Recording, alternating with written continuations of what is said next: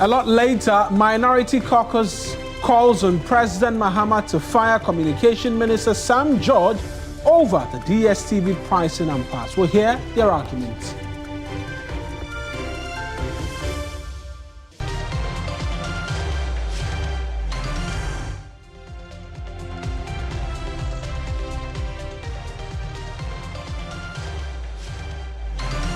It's News Central live on TV3. I'm Kemini Amanor. And I am Mawuena Egbeta. The bulletin starts right now.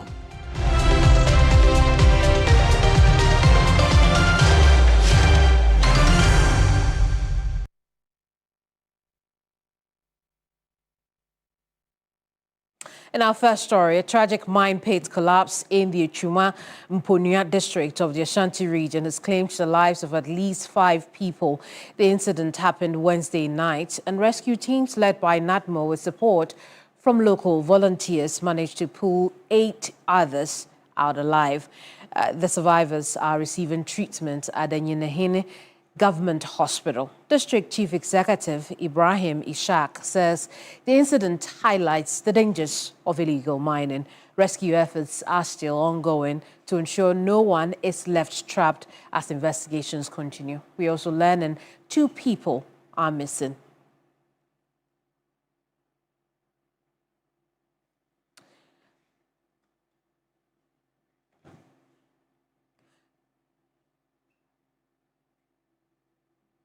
Let's get the latest on the story. Ibrahim Abubakar is our correspondent on the ground. Ibrahim, what have you learned about the mine collapse so far?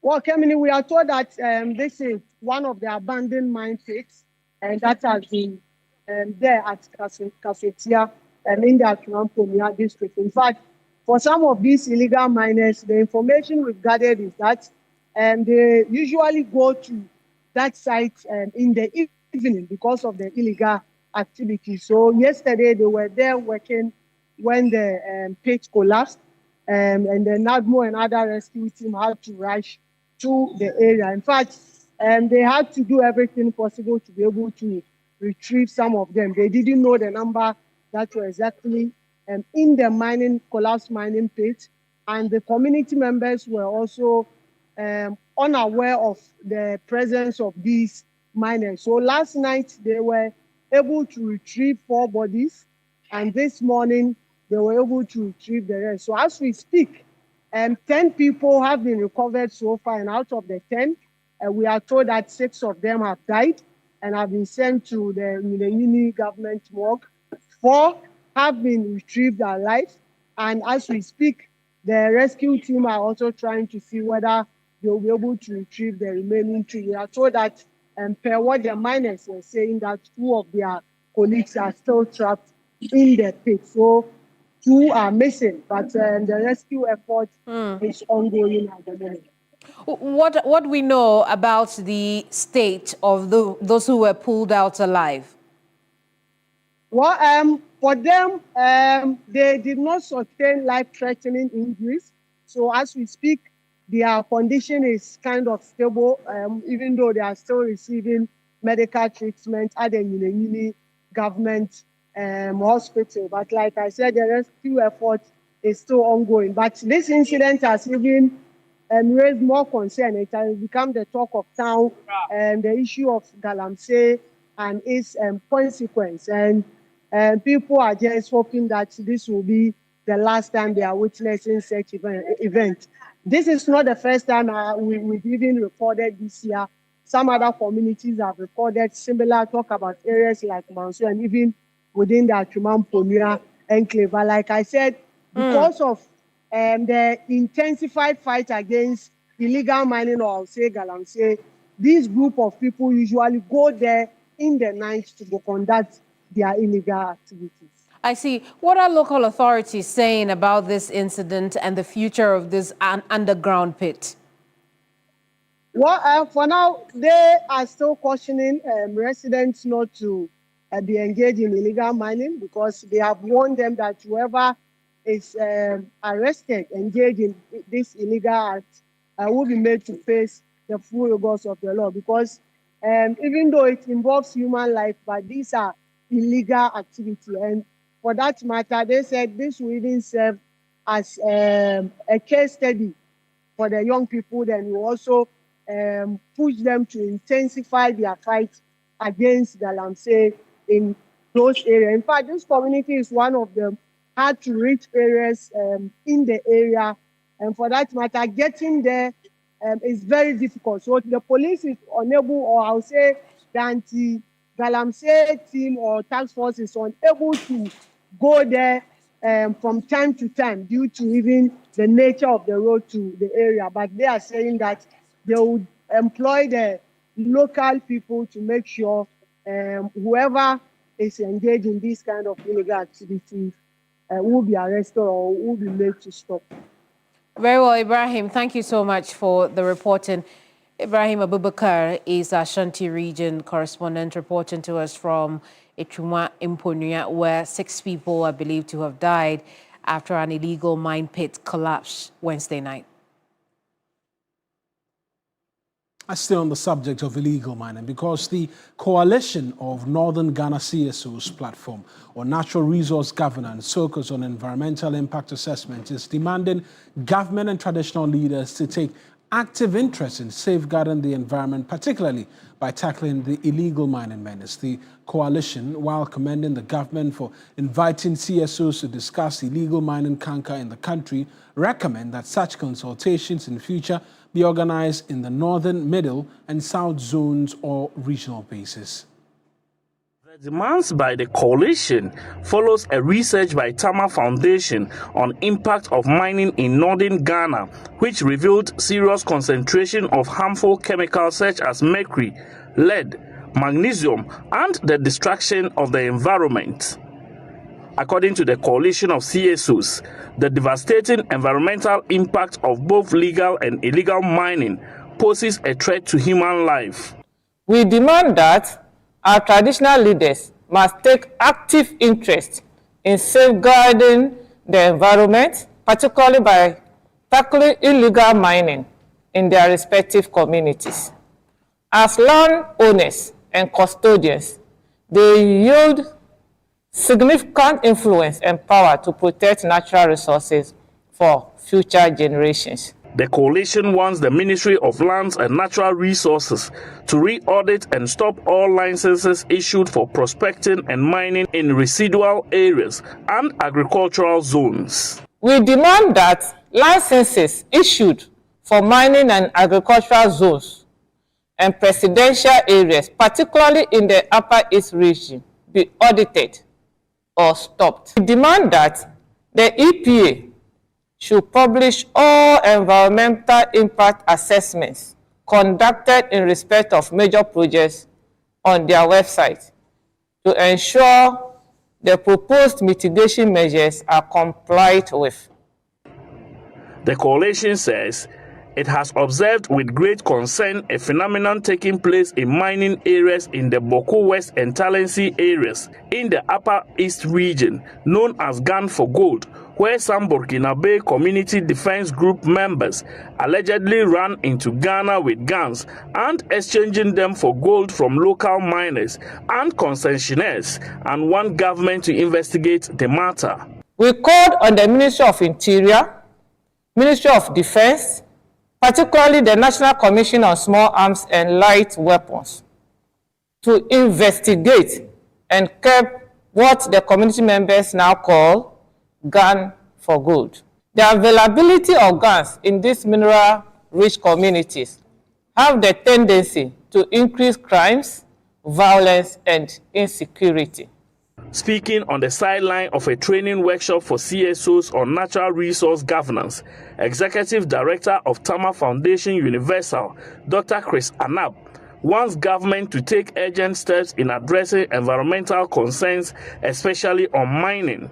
We very soon will be bold enough to call some of these traditional rulers who are in bed with people who are destroying our environment. So that's one thing we've discussed with the 50 CSOs that are here to look out for, and if there's evidence that some of our traditional rulers who are supposed to hold these resources in trust for the people are rather colluding with businesses to destroy our environment and make sure people suffer, we will highlight that strongly.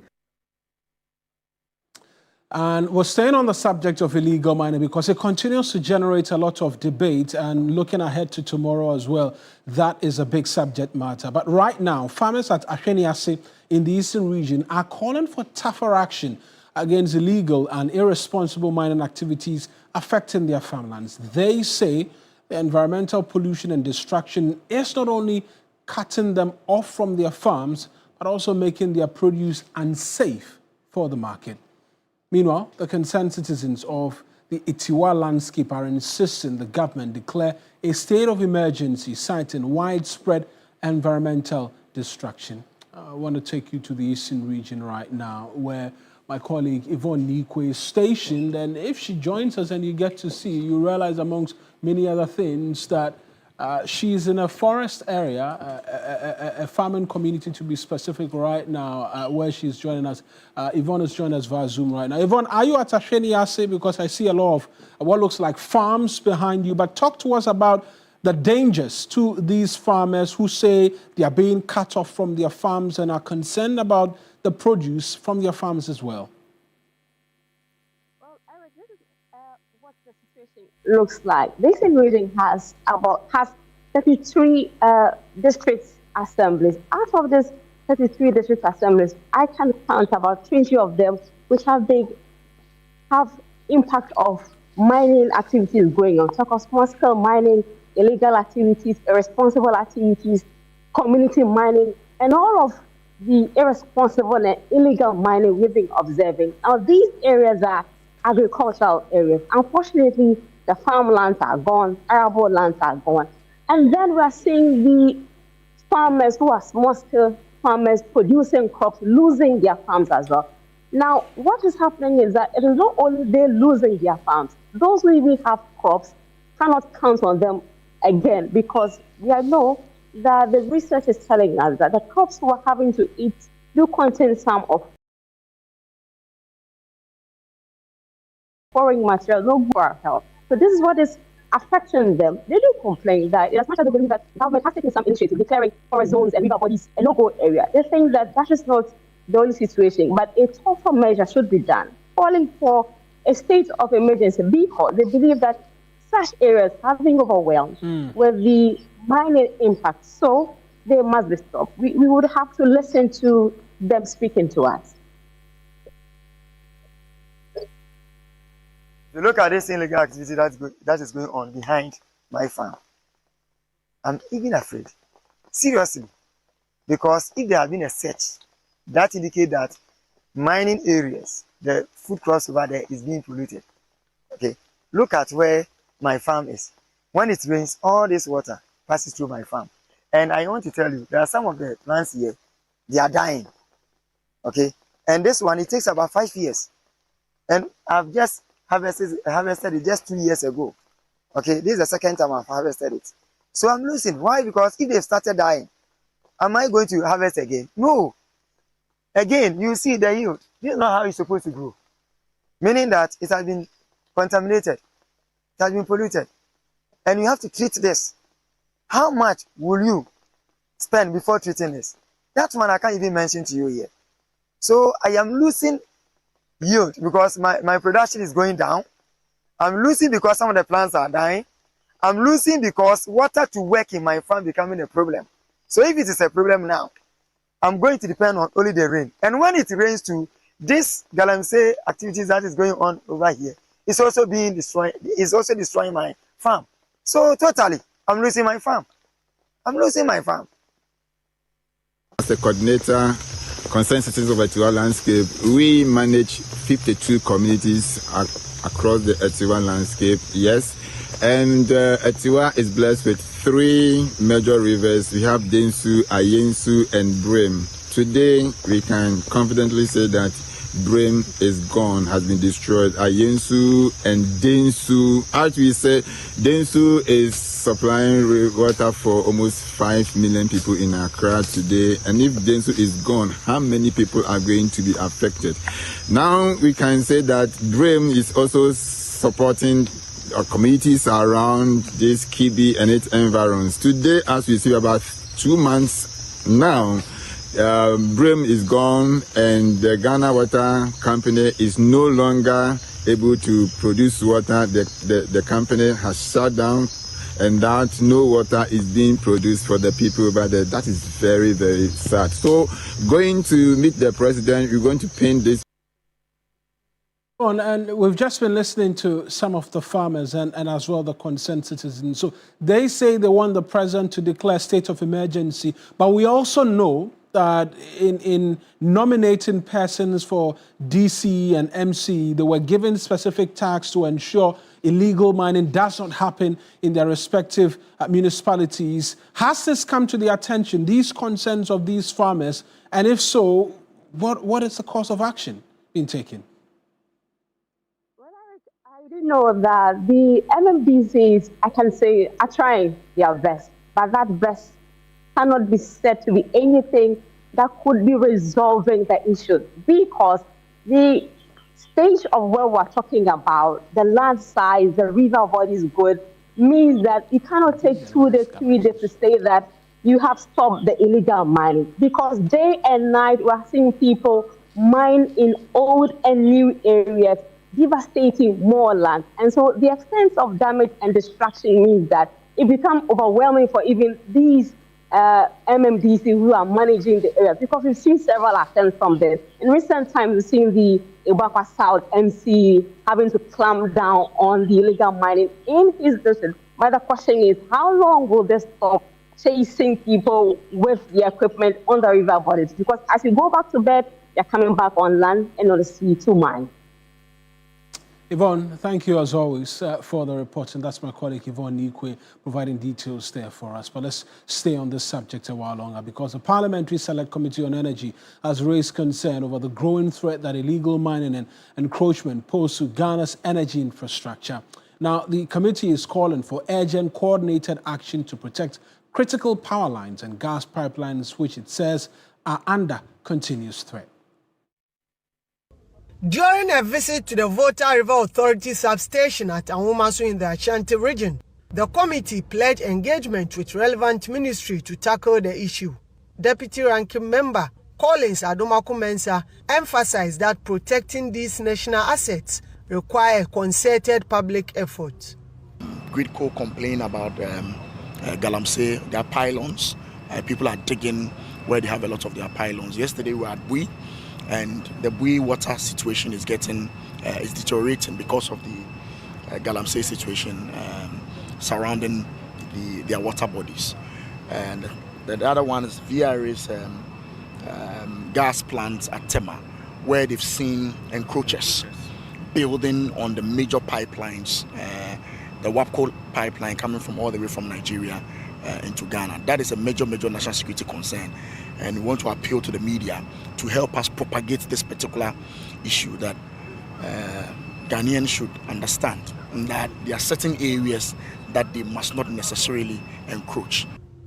The committee also addressed financial concerns, assuring to engage the Finance Ministry on the VRA's request for tax exemptions on imported equipment.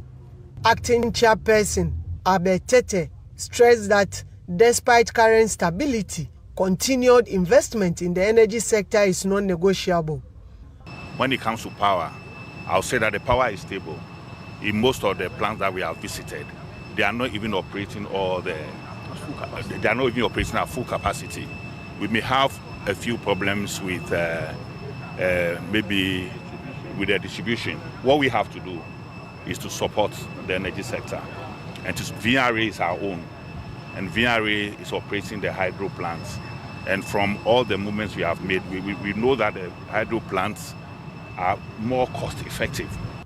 The Volta River Authority announced it is on track to relocate the thermal power plant, formerly the Ameri plant, to Kumasi by December. Kumasi, central part of the country, there's a suppressed demand, which means there's no enough supply, so the demand has been suppressed. When we brought the 150, we saw that the demand has gone up. The additional 100 will make sure that they can take more power, make sure they have reliable supply of energy, and then the voltages, as all maintenance works based on transmission, distribution are carried out, they have a better energy supply to them for effective use. and reliable use. Phase 2, which involves moving 4 additional plants from the western region to Anwomaso, is designed to significantly boost power supply to the Ashanti region and northern Ghana. The minority in Parliament is asking President Mahama to remove Sam George as Communications Minister. The call comes on the back of the pricing impasse between DSTV and the minister. The minister, who was pressing for a 30% reduction in DSTV subscription fees, later announced an upgrade in packages. Let's get more on this story. Grace Hamwa Ajimwa is at the Minority Press Conference and joins us with a bit more details on this story. Grace, we know the minority is making some 3 demands. What are these? Right. So we know that in the last few weeks or months, there's been a back and forth between the Communications Ministry, which is being headed by Sam George, and then the STV platform. This impasse is on the call by the minister for the platform to give Ghanaian subscribers a 30% reduction when it comes to subscription fees. Now, there's been a number of press conferences on who is saying the truth or who is not saying what, and the last one being the minister announcing some upgrade in packages for subscribers. Just yesterday, DSTV, in its first press release, says that the announcement by the minister was just a promotion that they were running. Later, it came out to say it wasn't a promotion, but that was the agreement between the minister and what Ghanaians are going to get. So this morning, the minority is holding the press conference to say that the actions by the ministry from the beginning of the negotiations up until yesterday is what they describe as disingenuous, populist, and what Gen Zs would say is sentence, because the minister did not heed to calls by the minority and other stakeholders in the industry to use other means of negotiation instead of what they describe as threats and a wild goose chase that is taking the entire nation on. So the minority by this press conference is making 3 demands. First one, they are calling on the minister to render an unqualified apology to Ghanaians for the waste of the nation's time and resources on this venture. This is in the words of the minority. They are also saying that they call on him to account for the fines levied on DSTV. We know that since the impasse began, the DSTV has been levied some fines for failure to provide some information to the ministry. And the minority says that, okay, we want you to also account to us on how much they paid, how many times they paid, and what has become of these fines or these monies that they paid into the coffers of the government. And finally, the minority says they deem him to continue, they deem him unfit to continue as Minister for the Strategic Ministry of Communication, Technology and Innovation, and therefore call on him to resign or call on President Mahama to remove him as minister from that office. Grace, do we know what they plan to do next?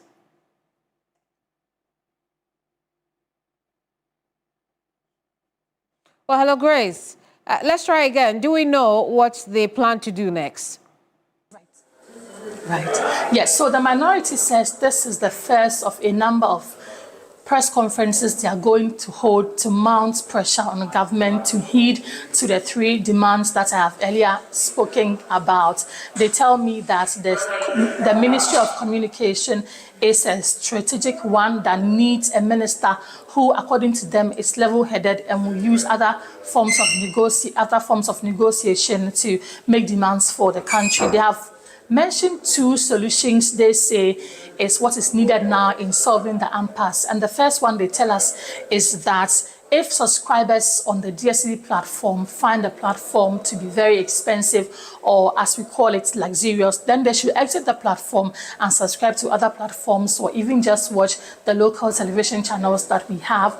Or they are also calling on government to reduce the tax component on the taxes that DSTV pays. They tell us that DSTV pays 28% tax on their revenue, and that they think is too much. And so if government wants to negotiate a 30% reduction in subscription fees for subscribers, government should also create that serene or conducive environment for these private companies or for these international companies to thrive. And so for them, this is not the end of it. They are going to mount pressure on government, indulge in other advocacy activities to ensure that Ghanaians or subscribers get value for money for what they pay. Back to you. Grace, thank you for the reporting. Grace Hamwa Ajiman there. Let's now take a listen to that minority press conference briefly. By adopting an arbitrary decision-making posture, the minister is also denying regulators, such as the NCA, the opportunity to perform their work according to law, which clearly threatens the growth of this sensitive industry. His actions also signal a breach of the president's code of conduct that requires candor and respect to all persons. Fellow Ghanaians, for this display of ineptitude, incompetence, and penchant for deceit, we of the minority demand that 1, the minister render an unqualified apology to Ghanaians for the waste of the nation's time and resources on this venture. 2, we call on him to account for the fines levied on DSTV. And 3, we deem him unfit to continue as the minister for this strategic ministry of communication, digital technology, and innovation, and therefore call on him to resign or for His Excellency the President to fire him. Thank you.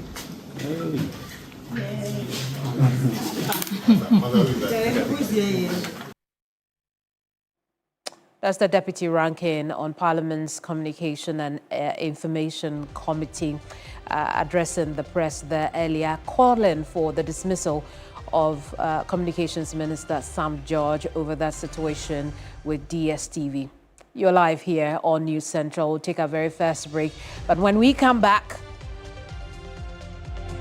we'll tell you about how sexual abuse and harassment in schools across Ghana remain a major threat, particularly on the back of the recent situation at the KNUST Senior High School. Don't go away.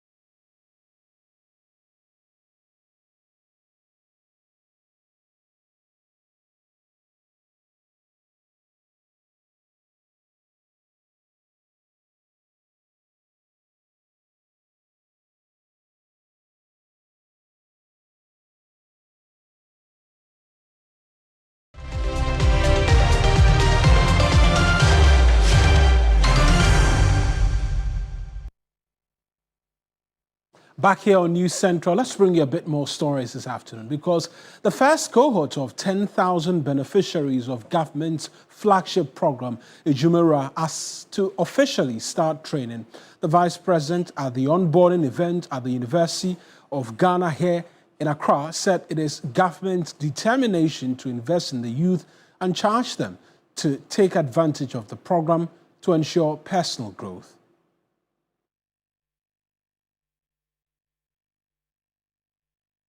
Ghana's pursuit of economic transformation through enterprise development, we are making a statement that the nation is determined to invest in our young people. And the young people remain our greatest resource. Ladies and gentlemen, let us recognize His Excellency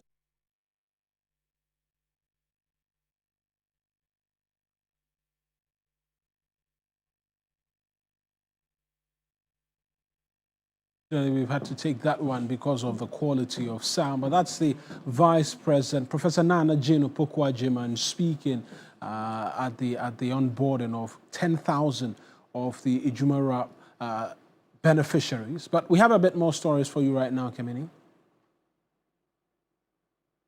Now, sexual assault and harassment in schools across Ghana remain a major threat to the country's education goals. What makes it even more worrying is that many of the perpetrators are not strangers. They are classmates, teachers, and in some cases, even head teachers. Last year, for example, the head teacher of Binkum Senior High School was interdicted for allegedly abusing 15 female students. Despite the seriousness of such cases, enforcement has often been weak. Godwin Asedeba has been looking into cases of such abuses and reports. Here's a recall of that story. PG. It contains scenes of brief nudity, mild violence, and strong language. Parental guidance is advised.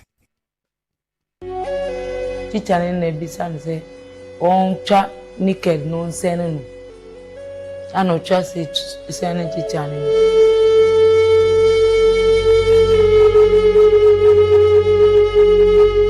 They want their wife to be somewhere else and they will have their co-eds, the young girls that we teaching.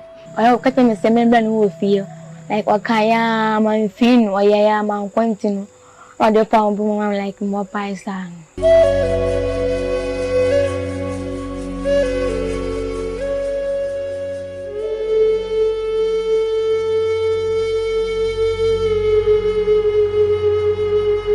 A disturbing practice has persisted in Achem Asafo in the eastern region of Ghana, where some teachers make sexual advances toward female students.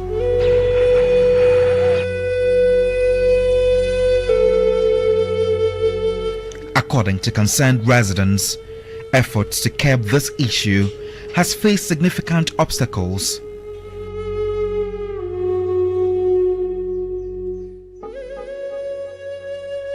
Kawe, a 15-year-old student, not her real name, fell into the trap set by her mathematics teacher at the Asafo Methodist Basic School when she was in junior high school 1.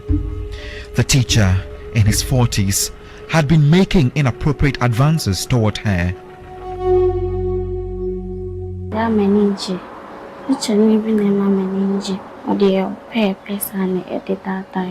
Open free form 1, BC form 2 like no man finish until do form 3. No gusu mommy attention like na me be na me so say na catch na because mommy obia like oye nipa otiantia nti na me so say na kokasa obetia me nti man kan hwe me mo nti Emma, I do baby na teaching gusu mommy attention. Tired of resisting, Kawe complied with the teacher's demands, sending nude photos as requested.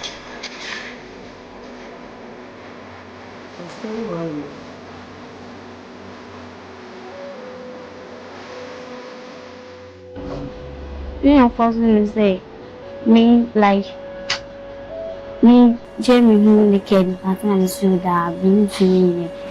No, of course, me, was not draw my attention. The my mucha, pity me, have my mommy face number, if you see me, and I'm descending. The if it's your corner for music, on me, free a class, like a back class to cry, or child, yeah, like, or to me. Yeah, I'll pay us to no boy and baby. To no boy and by I say, go be almost on their own bone like baby and all their child. Girls being hope. And your They're going on also. See, baby are not all their child. To know and me. See, it do baby now, dear. I booming now, me say, my reporting by my forget to say, kitchen, dear. I say, yes, I'll share dear.